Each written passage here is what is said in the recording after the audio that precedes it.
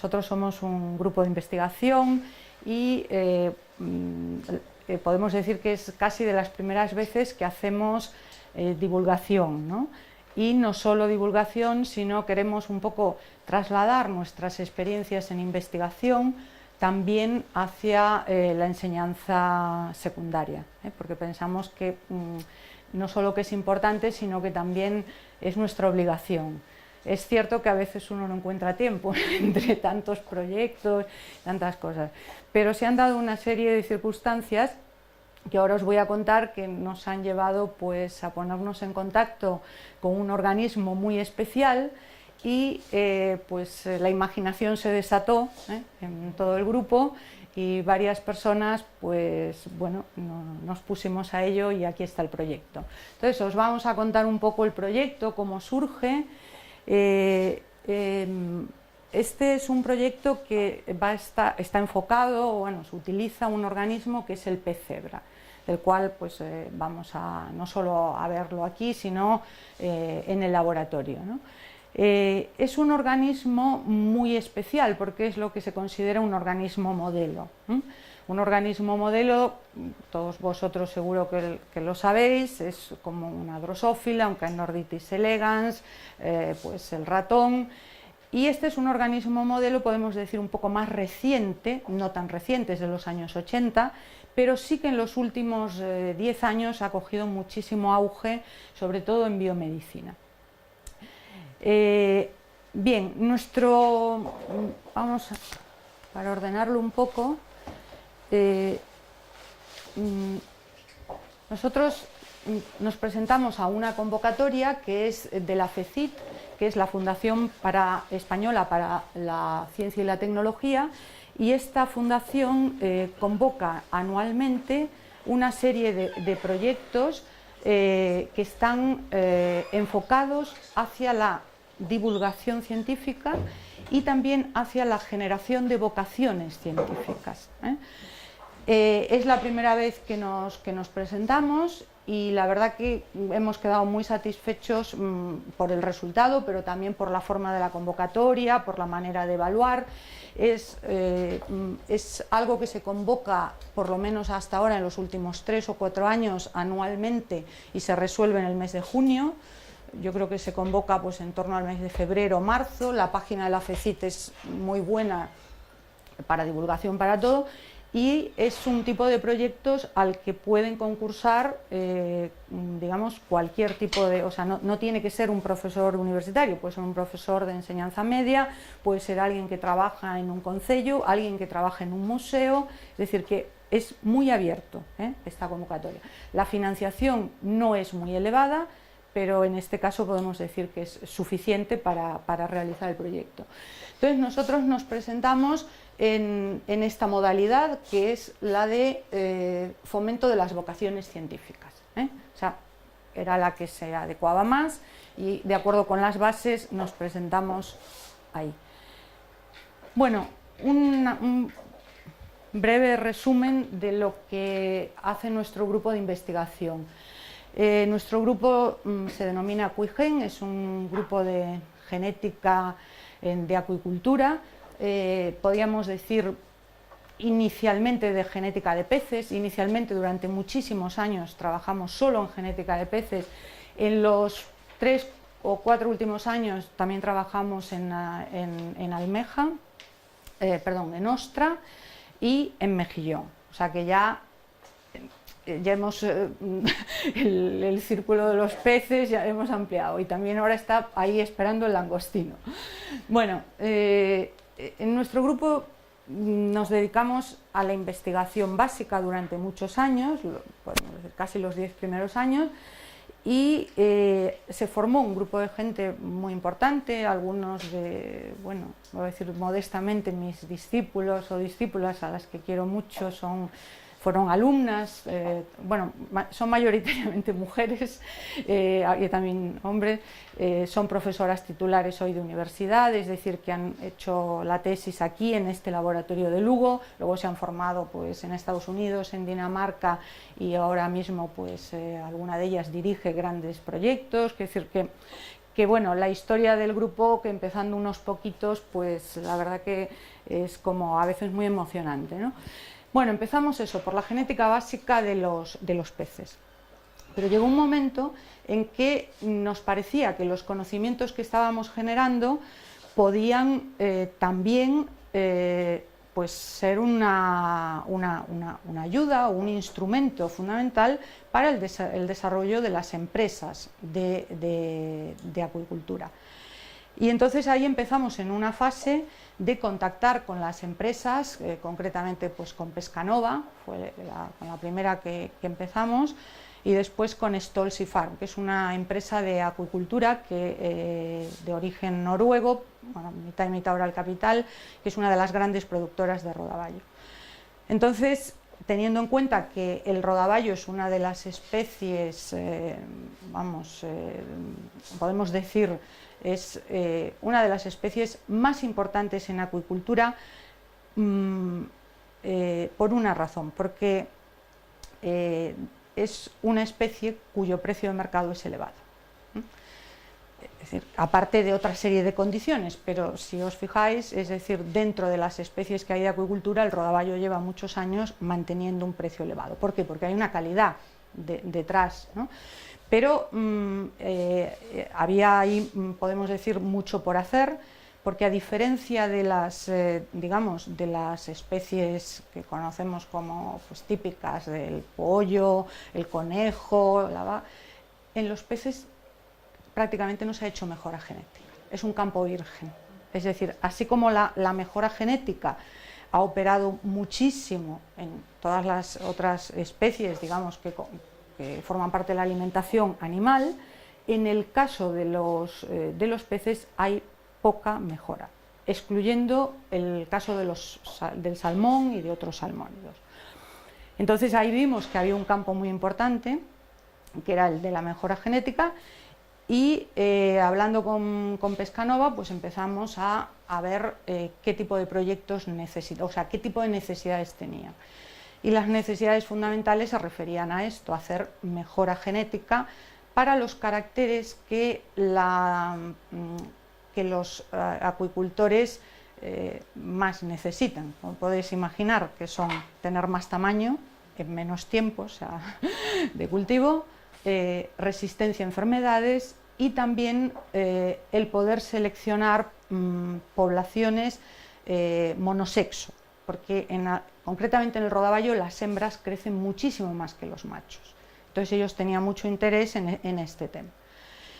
Y entonces en lo que trabajamos fundamentalmente es con las empresas en planes de mejora, con marcadores moleculares, y les hacemos los diseños de qué cruces se deben hacer, y también hacemos todo un seguimiento, ¿no?, de los resultados que van teniendo, y muchos de estos estudios se basan en las paternidades, en análisis de paternidades, es decir, saber quién es quién en cada momento, quién es miembro de una familia, cómo hay que cruzar, aparte de las características asociadas. Bueno, con esto llevamos bastantes años, y llegó un momento en que también la investigación aplicada necesita siempre, o sea, no hay investigación aplicada si no hay básica, está totalmente imbricado. En un momento determinado, para mejorar estos caracteres, nos planteamos hacer un mapa genético, o sea, hacer un mapa genético en el caso del rodaballo. Este mapa genético se publicó, creo que en el año 2007, en la revista Genetics, que es una revista, bueno, podemos decir el top de la genética, y es el primer mapa genético de una especie de acuicultura, excluyendo a los salmónidos, hecho exclusivamente por grupos españoles, es decir, nosotros, gente de Matemática Aplicada de Santiago, gente del Instituto de Ciencias del Mar de Barcelona, pero exclusivamente por un grupo muy grande de gente. Hacer un mapa genético es realmente, no voy a decir complicado, sino es tedioso, es muy largo, y a partir de ese mapa genético tuvimos la oportunidad, 2 años más tarde, de detectar una región concreta del genoma que es donde se encuentran, decimos se encuentran porque todavía no lo, putativamente se encuentran los genes determinantes del sexo, o los genes, o el gen más importante determinante. Esto es una investigación muy básica, que puede tener una traslación aplicada, pero que necesita pues de muchas herramientas. Entonces, con las empresas seguimos haciendo mejora, pero nosotros seguimos avanzando en la investigación básica. Y para avanzar en la investigación básica llegó también un momento en que nos dimos cuenta de que muchos genes, ahora que hay muchos datos genómicos, ¿no?, que veis constantemente, que vemos todos, se ha secuenciado el genoma de tal, se ha secuenciado, pues tenemos que decir que esto es muy interesante, es muy bueno, está muy bien, pero la mayor parte de esa información no sabemos lo que significa, ni siquiera en humanos, donde la investigación es impresionante. Es decir, tenemos un acúmulo de datos genómicos y tenemos muy poco conocimiento de qué hacen los genes. Es decir, el avance que se planteó cuando se propone, cuando se presenta el proyecto del genoma humano, las expectativas que se generaron fueron inmensas. La realidad hoy en día hay que ser mucho más modestos. Sabemos describir mucho a los genes, o sea, su secuencia, pero no sabemos lo que hacen. Y por eso cuando se habla tanto de medicina personalizada y tantas estas cosas, ahí los avances no han sido los que se esperaban. Bueno, para responder un poco a estas preguntas básicas que tenían, de qué hacen estos genes o qué hace este gen que supuestamente es nuestro gen candidato, lo que es obvio es que en una especie como el rodaballo, como también trabajamos en lubina y en dorada, no es posible o no es muy factible la manipulación genética. Si uno quiere averiguar qué hace un gen, el mecanismo más habitual es tener un organismo modelo donde yo pueda hacer cruzamientos dirigidos, donde pueda manipular el gen a través de transgénesis, etc. Y eso nos llevó al pesebre. Entonces, de los organismos modelos existentes, en vertebrados podemos decir que hay dos, que son el pez cebra y el ratón, considerados como organismos modelos, es decir, que reúnan toda una serie de características que ahora vamos a ver. Y entonces nos decidimos por instalar un laboratorio de pez cebra, un laboratorio que vais a ver ahora, dentro de un ratito, no solo ver, sino que vais a trabajar un poquito allí en dos grupos, y por supuesto que está abierto para cuando queráis. No es un laboratorio cuyas dimensiones permitan traer alumnos, porque realmente es muy pequeño. Estamos ahora pensando en expandirnos, pero por ahora llevamos un año con esto y es un laboratorio pequeñito pero suficiente. Bueno, esto es una noticia que salió en el periódico, pues, de nuestro pequeño laboratorio, y aprovecho para... Bueno, es el primer laboratorio que hay entre las tres universidades gallegas de esta especie, y entonces aprovecho para presentaros a los actores un poco de todo este trabajo, ¿no? Es Jorge Guerra, que es un contratado postdoctoral que se formó en la Universidad de Vigo y que lleva ya un tiempo en nuestro grupo trabajando para los planes de mejoras de las empresas, pero que también una parte de su trabajo, y podemos decir más que de su trabajo, de su ilusión, es el pez cebra, y está aquí desde el primer momento en el proyecto. Jorge está aquí con nosotros y es la persona que os va a mostrar el laboratorio y todas las técnicas del laboratorio. Andrés Esciara, que es un contratado postdoctoral por el Ministerio y que viene de la Universidad de Rosario, que ya lleva más un año y casi 3 meses con nosotros, se va a marchar en febrero, y ha sido una persona y sigue siendo fundamental en esto porque Andrés se formó en pez cebra y de hecho él fue la persona que montó el laboratorio de la Universidad de Rosario y de la Universidad de Buenos Aires.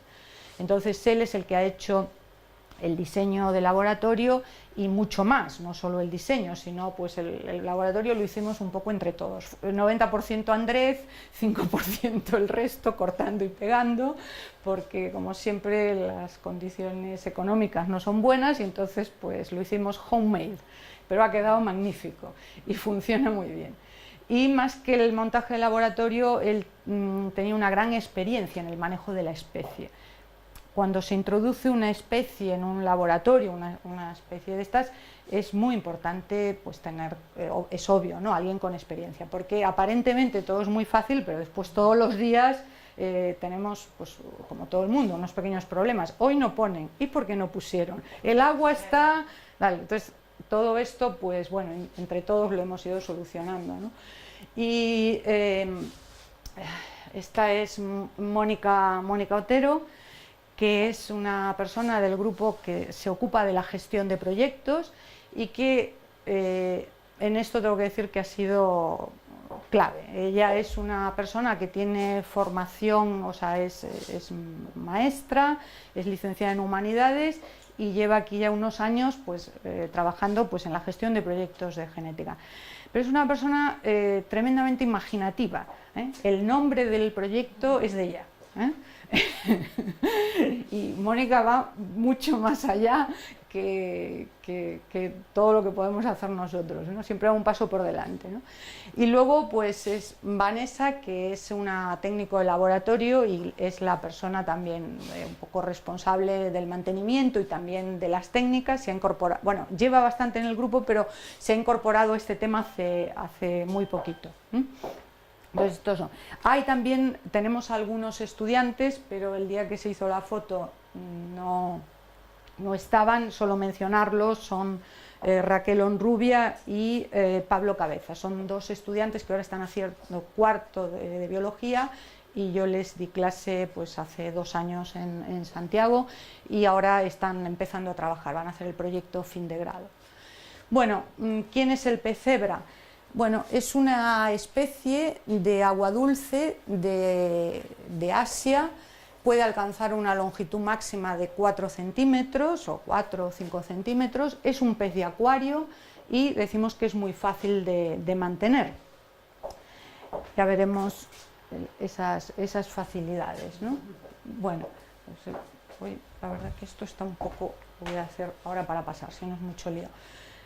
Bueno, es lo que decíamos, es muy resistente, su mantenimiento en cautividad es relativamente sencillo, pues controlando una serie de parámetros.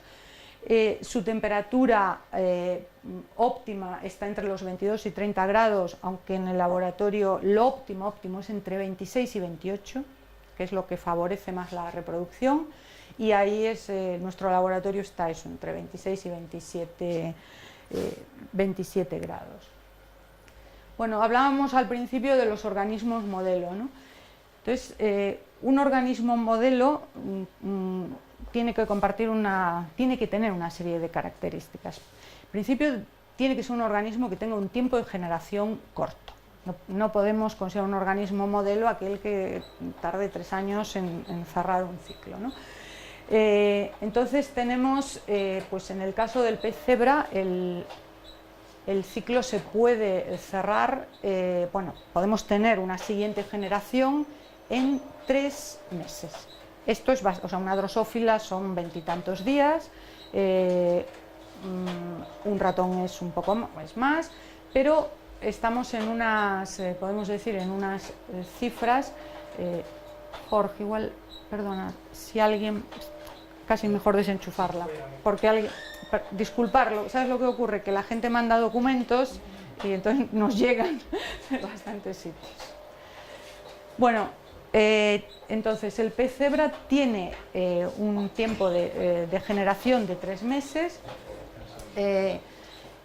tiene un número de descendientes muy elevado, que eso también es muy importante.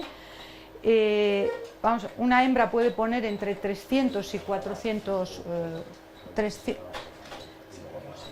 casi desenchúfala, Jorge, entre 300 y 400 huevos puede poner una hembra. También decimos que excepcionalmente una hembra en un día te puede poner 1000 y pico huevos. Esto quiere decir que con una serie de parejas podemos tener muchísimos descendientes. ahora tenemos puestas prácticamente diarias y las puestas superan los 1000 al día. Esto también depende de las necesidades, ¿no? O sea, si yo no quiero tener tantos huevos, pues menos, pero si quisiéramos tener 5000 o 7000 huevos al día, con un laboratorio relativamente pequeño, como el que veréis, es factible, ¿eh? O sea, habría que duplicar un poco el que tenemos. Entonces se cumplen en el pez cebra estas características. Luego tiene una propiedad fundamental: los embriones son tremendamente robustos. Es decir, los embriones se pueden manipular con muchísima facilidad. O sea, podemos pincharlos, es decir, podemos a las 24 horas hacer transgénesis, bueno, a las 0 horas. Podemos hacer transgénesis, podemos hacerle trasplantes a las 48 horas, o sea, son tremendamente resistentes. Y por otro lado tienen una gran ventaja, ¿no? Que eso sí que no lo comparte ningún organismo modelo, y es que los embriones son transparentes, ¿no? O casi transparentes hasta el día 7-9. Después hay otra característica que también ahora es muy, podemos decir, necesaria para considerar una especie organismo modelo, y es el conocimiento de los datos genómicos. Es una especie que se ha secuenciado completamente su genoma. Vino motivado esa secuenciación porque ya tenía una serie de características de organismos modelos, y hace muy poquito se acaba de completar su genoma. Y no es ninguna sorpresa porque es un vertebrado, pero el 85% de las secuencias de sus genes son similares a humanos, ¿eh? Y esto lo hace interesantísimo como modelo en biomedicina. Ahora mismo hay una explosión en biomedicina por estas circunstancias y por otras. Ahora un poquito la historia, ¿no? Streisinger, que es este investigador de la Universidad de Oregón, en los años 70 fue a quien se le ocurrió la introducción del pez cebra en el laboratorio. Streisinger, la verdad que tengo la duda si está vivo o no, no lo sé. Streisinger, bueno, era o es un neurocientífico. Él trabajaba en desarrollo neuronal, y en un momento determinado, pues, se le ocurrió, o sea, la posibilidad de tener un organismo en el laboratorio que fuera un organismo modelo donde pudiera avanzar en estos estudios. Y él era un gran aficionado a los peces, o sea, a los peces de acuario, era su hobby. Y entonces durante casi 10 años estuvo, no a escondidas, pero bueno, no se lo decía a nadie. Él estuvo en el laboratorio, él seguía trabajando, es un científico muy importante, y él estaba con aquellos peces y la gente lo miraba un poco raro, a ver este qué hace, pero al cabo de 10 años él podemos decir que hizo una domesticación, ¿no?, de un organismo en laboratorio. Es lo que se considera una domesticación de laboratorio. O sea, fue eso, capaz de reproducirlo, bueno, de controlar todas las condiciones, etc. Entonces, a partir de ese momento, podemos decir que él lo presenta en sociedad. O sea, esta es la publicación de 1981, que es muy famosa en la revista Nature, donde él presenta las potencialidades del pez cebra como organismo modelo, ¿eh? No solo, bueno, hace más, o sea, no solo aquí está la domesticación, sino que en esta publicación pues él logra hacer individuos ginogenéticos que tienen toda la información genética de su madre, y bueno, esta es en el año 81 digamos, la introducción en los laboratorios. Entonces se introduce en la Universidad de Oregón. La Universidad de Oregón sigue siendo un referente en cuanto a recursos. Tienen multitud de cepas, han puesto a punto multitud de cosas. Las primeras bases de datos son todas de la Universidad de... ¿ZFIN es de la Universidad de Oregón? No lo sé. Bueno, después me acordé ahora de una... Creo que sí. Y entonces se comienza en el año 81 a introducir en los laboratorios. Durante los primeros años es una especie que se utiliza prácticamente en genética del desarrollo, o sea, y en genética, pero fundamentalmente desarrollo. Y ya hace aproximadamente 10 años es cuando se empieza a introducir en muchos más campos, ¿no? Bueno, ¿Por qué la idea de usar el pez cebra en un laboratorio pues, de investigación o en un laboratorio pues, de un centro de secundaria, ¿no? Por todas las características que dijimos, pero fundamentalmente por algo que tenemos aquí apuntado, ¿no? Tiene muy pequeño tamaño, el tiempo de generación es corto, la mayor parte de los órganos están desarrollados al cabo de muy poquitos días, o sea, al cabo de 5 o 7 días, o sea, uno ya les ve el corazón, le ve los ojos, le ve latir el corazón, es muy espectacular. Los embriones son translúcidos y pues lo podemos reproducir fácilmente si tenemos en cuenta que una hembra puede poner al día entre 300 y 400 huevos. Bueno, la etapa de fertilidad va entre los 6-8 a los 16-18 meses. Cuando pasan de esta edad los podemos mantener en laboratorio, pero normalmente no se reproducen bien. Una cosa que lo vais a ver allí, es decir, no deben desovar en un sitio comunitario, o si lo hacen en un sitio comunitario lo haremos con unos controles, porque se comen los huevos. Entonces tenemos que hacer que desoven de una manera que podamos recoger los huevos sin que se lo coman, ¿no? Y el cortejo y la puesta se da en condiciones naturales al amanecer. Entonces los tenemos sometidos a un ciclo de 14 horas de luz y 10 de noche. Bueno, se les apaga la luz. Entonces por la mañana se encienden las luces a las 9 y si hemos separado machos y hembras el día anterior, los juntamos y al cabo de 10 minutos comienza la puesta, 10-20 minutos. Si lo hacemos ya en un acuario comunitario, lo que hacemos es que lo ponemos allí una cajita de plástico y ellos ponen allí. Pero hay que recoger los huevos rápidamente porque si no hay un control se los comen, ¿no?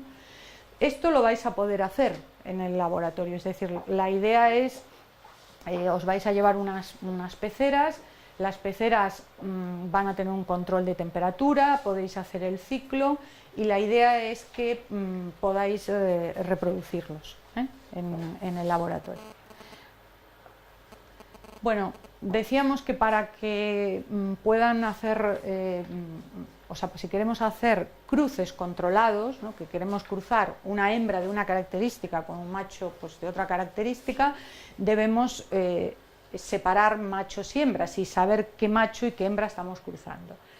Entonces, la diferencia entre los sexos es, a nivel morfológico, son siempre estos caracteres que son complicados porque no hay un límite claro, porque es el color, es que el vientre es más abultado y más redondeado, es que las hembras son más grandes, no son caracteres cualitativos, no es el grande y el pequeño, pero se distinguen fácilmente, porque las hembras cuando están en el momento en que pueden reproducirse, pues tienen el vientre muy abultado, entonces las separamos en base a esas características.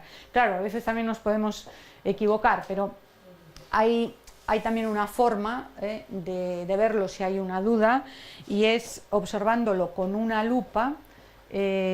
Las hembras tienen, esto no lo había apuntado aquí, bueno, tienen un conducto que es por donde salen los huevos y a nivel, digamos, con una lupa se puede ver muy bien. El macho no lo tiene, es decir, que si uno tiene dudas, al final tiene que ir a eso. Normalmente nosotros no lo hacemos, pero si hubiera que controlar exactamente el sexo, sí que se puede hacer también fácilmente.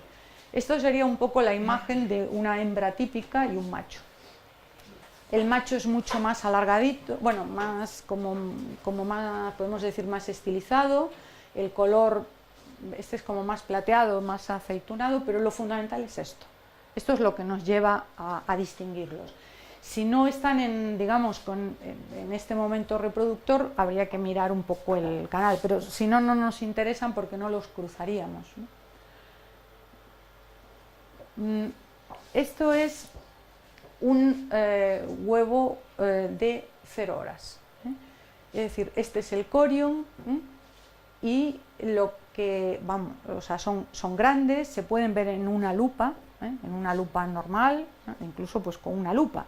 Es decir, si hiciera falta con una lupa potente, se podrían ver. Y esto yo creo que para los alumnos es muy interesante, porque es decir, si lográis tener una apuesta, que seguro que sí, podéis de vuestra apuesta observarlos, y si no, también nosotros os enviaríamos huevos en distintos estadios. Nos avisáis y decís, dentro de 2 días queremos que unos de 48 horas, bueno, lo intentamos, ¿no?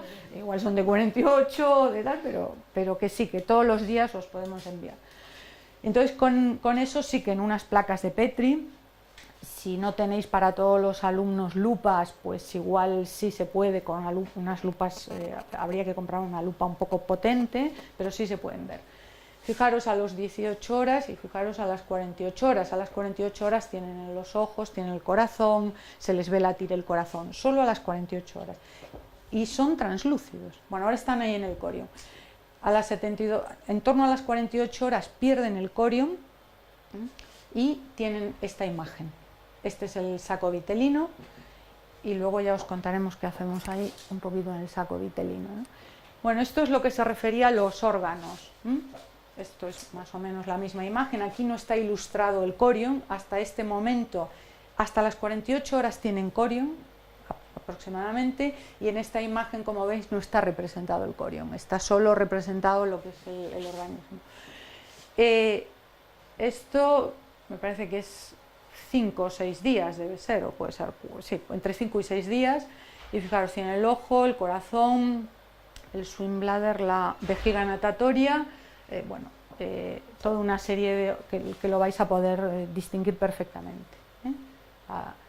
Y hay una cosa muy interesante, que también facilita mucho su manejo, y es que hasta el día, prácticamente hasta el día 9, los podemos tener en placa de Petri sin alimentar. O sea, se alimentan del saco vitelino. Entonces, hasta ese momento uno no tiene que alimentarlos, los puede ver en su evolución. Esta es una imagen muy detallada, que es muy interesante. Está por internet y luego subiremos la presentación a la página, así si lo tenéis. De nuevo insisto en el hecho de que aquí no tienen corium. Esto es una representación pensada desde un punto de vista didáctico, pero que ayuda mucho cuando uno empieza con la especie. Cuando estamos mirando sabemos exactamente lo que va pasando, ¿no? Entonces aquí tenemos un detalle de todos los estadios de desarrollo hasta las 48 horas. A partir de las 48 horas empiezan a pigmentarse. O sea que siguen siendo transparentes, pero comienza la pigmentación. Se siguen viendo bien los órganos, a pesar de ello. Bueno, y esto ya es muy breve, porque ahora lo que queda lo vais a ver todo en el laboratorio. Nos planteamos pues una serie de objetivos y de contenidos y una metodología del proyecto, ¿no? Bueno, el primer gran objetivo es el manejo del pez cebra en el aula, en el laboratorio, en el sitio que vosotros dispongáis. Un aula normal se puede, o sea, pero bueno, en todos los centros hay laboratorios y no exige un gran mantenimiento. Y después nos planteamos, utilizando el pez cebra, pues podemos decir, no conocer, porque eso ya lo explicáis vosotros en vuestro programa, sino utilizar el pez cebra para el estudio de las leyes de la herencia. Siempre utilizamos pues los guisantes, los ratones, yo misma toda mi vida ya estoy pensando en cambiarlo, ¿no? Es decir, porque siempre los nuevos ejemplos pues escasean, porque en todos los libros de texto pues a veces se sigue utilizando los mismos ejemplos desde hace 30 o 40 años y dices, pero si hay ejemplos preciosos y no se han incorporado. Entonces, las leyes de la herencia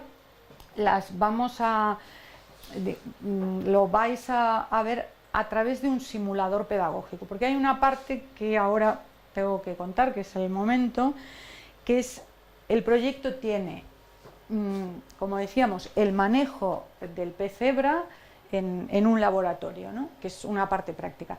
Pero hay otras partes que forman parte del proyecto, pero que que no podemos trasladarlas al laboratorio por una cuestión, pensamos, de tiempo. Igual las podéis trasladar vosotros, pero nos parece un poco difícil porque hacer varias generaciones, por ejemplo, para estudiar las leyes de la herencia y llegar a un 9331, que se requeriría un tiempo y ya unas infraestructuras diferentes, porque se requerirían ya varias peceras, varias líneas, etc. Entonces, ¿cómo lo vamos a hacer? Con un simulador pedagógico, a través de un programa. Entonces, aquí entra otra, podemos decir, la otra mitad del proyecto, que es una empresa que está aquí en Lugo, que se llama Inteligencia Visual, que son especialistas en todos los productos de nuevas tecnologías. Y esta empresa participó desde el principio con nosotros en el proyecto en todo lo que es el diseño de lo que es la herramienta pedagógica, es decir, todo lo que vais a utilizar o que vamos a utilizar todos para ver las leyes de la herencia se va a hacer a través de un simulador pedagógico. Es un programa, o sea, muy simple, quiero decir, donde hay, muy simple pero muy atractivo, o sea, donde pues vamos a tener peces de una línea, los vamos a cruzar, vamos a ver los resultados, es decir, vamos a utilizar el pez cebra para ello. Y también nos planteamos en el proyecto el conocimiento de nuevas tecnologías, que ya no son tan nuevas, ¿no? La transgénesis. Al cabo de 24 horas se puede pinchar, se puede hacer una inyección y se puede inyectar pues, ADN para hacer transgénesis. Bien, ¿esto cómo lo planteamos? Bueno, el análisis de la transgénesis se va a hacer en el laboratorio con vosotros, o sea, hoy vais a pinchar para transgénicos, tenemos peces de la mañana, o sea, hubo puesta. Es que yo llegué tarde. Muy bien. Es que yo llegué un poco tarde y entonces no sabía si habían puesto. Vale. Y también, claro, los alumnos no lo van a poder, no van a poder pinchar como vosotros, ¿no? O sea, vosotros se lo vais a contar. Entonces también lo hemos introducido en el simulador a través más como de un juego. O sea, es un juego un poco como de habilidad. Luego hay una persona aquí de la empresa, bueno, el diseñador, que os va a contar cómo hicieron el programa, y entonces es como una especie de juego donde ellos van a pinchar y dependiendo de donde pinchen o no les dan una puntuación. Bueno, la idea es que aprendan lo que es la transgénesis, que es la inyección, pero la verdad los diseñadores han estado impresionantes. Y luego también introdujimos esta técnica, que es la técnica de xenotrasplantes, que es trasplantar células, por ejemplo, humanas o de ratón, al pez cebra. ¿Por qué lo introdujimos? Bueno, es algo que nosotros ahora mismo estamos haciendo. Entonces, podemos decir, lo dominamos técnicamente, tenemos una colaboración con el Hospital de Santiago para este trabajo y nos dimos cuenta que era algo, desde el punto de vista conceptual, no es difícil, ¿no? de explicarle pues, a un alumno el hecho de que se puedan trasplantar células de un organismo a otro. Y en el caso del pez cebra, entre todas las grandes ventajas que tiene, pues tiene una más, que es que no desarrolla el sistema inmunitario hasta el día 7-9. Entonces, en ese momento se puede trasplantar células y no las rechaza. Si luego hiciéramos trasplantes, que también es factible hacerlo más tarde, en ese caso sí hay que inmunodeprimirlo. Se puede hacer a través de alguna droga o a través de radiación. Entonces, solo esta idea, o sea, vosotros hoy vais a hacer trasplantes, haremos de 48 horas, que es la técnica que estamos haciendo habitualmente, pero para los alumnos hemos preparado una cosa también con el simulador, de forma que ellos vean si el pez lo rechaza o no, dependiendo del tiempo, ¿no? Y si ha sido tratado con radiación o no. Es decir, solo 2 o 3 cosas, o sea, una cosa muy simple. Y después, bueno, hay otra serie de objetivos que nos planteábamos un poco el hecho de acercar el vocabulario, ¿no? Es decir, el vocabulario científico-técnico es muy importante. Yo por lo menos es algo que siempre le digo a mis alumnos, ¿no? La genética tiene un lenguaje, o sea, la ciencia tiene un lenguaje y tenemos que aprenderlo. A veces nos parece, esto tal, pero si no dominamos el lenguaje, nos perdemos. No es que tengamos que saber de memoria lo que es cada cosa, pero sí tenemos que saber su significado. Si no sabemos el significado, entonces sí que, bueno, una idea es pues avanzar en ese vocabulario científico-técnico. Y aquí también a Mónica, sobre todo, esta colaboradora que os comenté, pues ella le parecía muy importante que también se sumara, pues de una manera, podemos decir, voluntaria o así, si lo veis, algún profesor de inglés, si realmente pueden tener interés, ¿no? Entonces hemos preparado también alguna cosa para el manejo de ese vocabulario en inglés. No hace falta explicar las razones de la importancia del inglés, la ciencia se hace en inglés y podemos decir, no sé si es una realidad, muchos términos científicos no tienen una traducción. O sea, nacen en inglés, luego a veces hay una traducción que no es muy, no sé si es muy buena o no tiene éxito. La lengua es así, no se puede forzar, ¿no? Y realmente una gran parte de la terminología hoy en biología es en inglés. ¿Está mal o está bien? Es la realidad. Hoy nadie dice corta y pega para cuando los genes que tienen exones e intrones, todos decimos splicing, porque es que no hay un término que lo traduzca tan bien, ¿no? Esa es una realidad. Entonces, bueno, no sé si es muy acertado o no, pero pensamos que no se trata de que todo tenga que estar en inglés, pero la ciencia pues se hace en inglés y realmente los términos acaban quedándose ahí, ¿no? Y después sí, lo que más una de las cosas que nos interesa a todos que compartimos la docencia es que los alumnos vean que la ciencia también es una profesión, que no es algo de un científico que está allí perdido, no, es una profesión magnífica, muy vocacional, pero es una profesión y que por ahí los alumnos tienen salida, porque seguro que todos lo detectasteis, hay un descenso importante de los alumnos que se dedican a las ciencias en Europa, y también en los Estados Unidos, se están importando, por Dios, están cantidad de ingenieros y matemáticos formados en China y en otros, y en la India, porque hay un momento determinado donde todos sabemos, no es que sea más difícil, pero hay un momento donde a veces los alumnos parece como que se escapan, ¿no?, de las matemáticas o de la biología o de la física, y yo creo que, bueno, aquí la mayor parte somos biólogos, yo creo que sí tenemos que hacerles ver que la ciencia no solo es interesante por sí, sino que también es una profesión, y es una profesión fundamental para el desarrollo de un país, ¿no? Y después, pues obviamente todas estas nuevas técnicas, la transgénesis, los xenotrasplantes, siempre nos llevan a ese debate, ¿no?, es decir, de la aplicación de las nuevas tecnologías.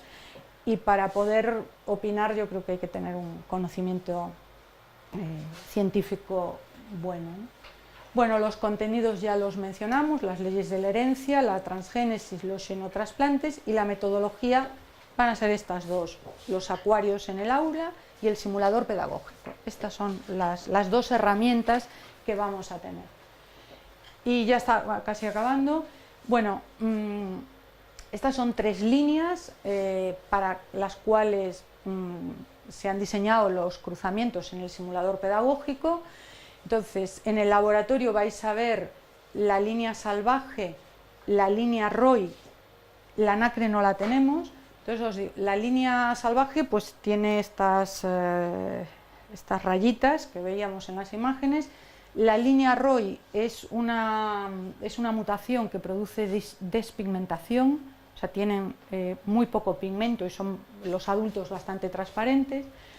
Y la línea NACRE, que no la tenemos en el laboratorio, es un tipo de mutación que afecta a los iridóforos, por tanto los animales son menos irisados, tienen menos brillo. Pues este es un doble mutante, es un mutante para ROI y un mutante para NACRE, y se transmiten independientemente. Es decir, que si hacemos una serie de cruzamientos con la línea ROY, con la línea NACRE, podemos obtener este mutante, que es el que se llama el mutante Casper, del fantasma. Es totalmente transparente. No tiene ni el gen de los iridóforos no funciona y el gen de la... Este lo tenemos en el laboratorio. Tenemos muy poquitos, nos los han enviado del Centro de Medicina Regenerativa de Barcelona y ahora mismo tenemos 8 o 10 que los cuidamos como... casi no hay que ni mirarlos. Bueno, esto los alumnos sí van a poder trabajar con las 3 líneas y este sería del 9331, el UN16avo, el que tiene, son dos, no lo dije, son 2 mutaciones recesivas. Este sería el rugoso verde de los guisantes. Vale. Bueno, y ya acabamos. Para la técnica de transgénesis, este es el lugar donde pinchamos. Lo hacemos, hay que hacerlo en los primeros momentos, porque en cuanto se empieza a dividir, si ya inyectamos y hay más de una célula, tendremos mosaicos. Entonces hay que controlar muchísimo en cuanto sale el huevo, pues ponerse a inyectar, ¿no? Hoy no van a tener unas horas porque fueron de la mañana, pero no hay problema, ¿no? Y entonces ese es el lugar de inyección. Y decir que bueno, la transgénesis tiene muchas aplicaciones, pero una de las fundamentales es poder estudiar la expresión génica in vivo a través de la manipulación, porque a través de la transgénesis yo puedo pues introducir un gen nuevo, puedo hacer que un gen se exprese más o se exprese menos, poniéndole un determinado promotor, y esto nos lleva a estudiar la función de los genes. Pues ahora estamos diseñando experimentos de transgénesis precisamente para esto, para estudiar la función de algunos genes. Y luego esto es, la anterior la pasé porque ahora son un equipo, esto es lo que hacemos ahora mismo con los xenotrasplantes. Tenemos células de unas líneas celulares y lo que hacemos es marcarlas con distintos fluoróforos, el nuestro normalmente es uno rojo, y pinchamos a las 48 horas a través del saco vitelino. Y aquí veis las células que han sido inyectadas. Hoy vais a ver una demostración de esto. Y el hecho de hacer xenotrasplantes, en nuestro caso está, bueno, por lo menos en la colaboración que estamos teniendo, es para intentar pues determinar, por ejemplo, la malignidad de células tumorales.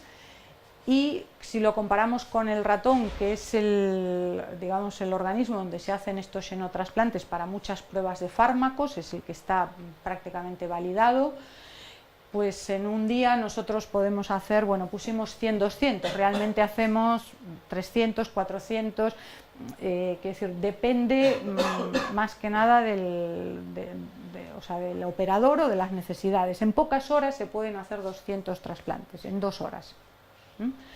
Y en un ratón pues hacer un trasplante es una cosa mucho más complicada desde un punto de vista quirúrgico. Bueno, hay toda una serie de requisitos que tiene el ratón que lo hacen muy complicado. Entonces, en biomedicina, ahora mismo desde hace 4 o 5 años hay un gran movimiento en torno pues a utilizar el pez cebra como un modelo alternativo al ratón, ¿no? Lo cual no quiere decir que no se siga utilizando el ratón, pero hay muchas cosas que se pueden hacer en el pez cebra que no se pueden hacer en el ratón y viceversa. Entonces se intenta complementar. Bueno, entonces lo vamos a dejar aquí porque lo mejor viene ahora, que es lo del laboratorio. Y antes, esta es la página que os hablaba, que se llama ZFIM, es absolutamente libre y están todos los recursos del mundo de manera gratuita de pez cebra. Yo creo que el origen es de la Universidad de Oregón y aquí tenéis pues, todos los mutantes, transgénicos, información, uno puede pedir líneas entre laboratorios, etc. Y ya, nada, el equipo ya lo habíamos mencionado, que es un poco la gente dentro del grupo Acuigen que nos dedicamos ahora al pez cebra. Después Noemí, Juan, Eduardo y Anxo, que son de la empresa Inteligencia Visual. Luego va a estar con vosotros Eduardo, ¿no? Vale, va a estar explicándoos el simulador. Y estas son 2 entidades que nos han apoyado, es decir, los que hacemos el proyecto somos estas 2 partes y una pequeña empresa que ha surgido de nuestro grupo que se llama Ginacua, que al frente de ella está un doctor que es Adrián. Os va a hacer también una presentación al final porque ellos han apoyado el proyecto y para que podáis ver cómo a partir de la investigación universitaria también se puede crear una empresa. Es muy reciente, pero en ello están.